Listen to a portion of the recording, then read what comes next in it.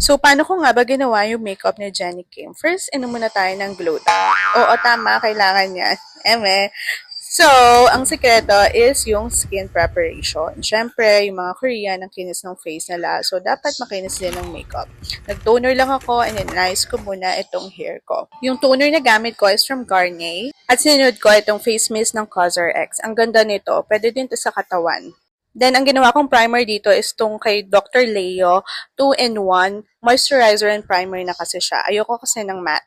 Huwag kakalimutan ng sunscreen kapag magme-makeup. Syempre, for protection. Sunscreen to ng Madagascar Centella. Skin 1004. At dito na tayo sa foundation na ginamit ko. Yung lightest shade yung pinili ko. Foundation to ng DW. Ang mura nito, wala pa tong 100 pesos yung nabili ko. Maganda siya sa skin, maganda yung lapat niya, and matte yung finish nito.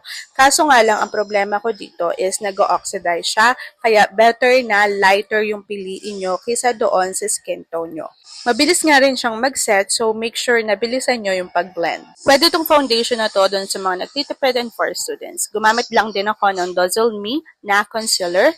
Ito yung pwedeng concealer and foundation nila. Ang ganda din ito. Nung ginamit ko siyang foundation noon, ang dewy ng finish niya, and para ako naka-skin tint. Then, i-blend lang natin ng maigi. Medyo nadadalian ako sa pag-blend kasi maganda yung mga brushes na ginagamit ko. It's from EB or Everblena. So, dito na ako sa kilay, Emlen Diary. Itong ginamit ko. Dual purpose din to. May pencil na sila and may brush. So, yung grayish yung pinili ko. Mas maganda sana dito sa makeup na to is yung color brown, light brown, para soft lang. Kaya, nilagyan ko na siya ng brown eyeshadow. Ano ba yun? Nabubulol na ako, guys. Para maging soft lang yung atake nito sa face. And ito yung ginamit ko ngayon na pang-contour, yung Emma na shade ng Colorette, yung lip oil nila to. So, ginagawa ko siyang contour kasi brown siya at ang bilis niya ding i-blend. Ang ganda niya talaga. Ngayon ko na nga lang ulit nakita itong Colorette lip oil na to. Ang tagal ko na rin tong hinahanap. Buti nakita ko ngayon. Ang liit kasi ng packaging. So, sa eyeshadow naman, pumili lang ako ng brown.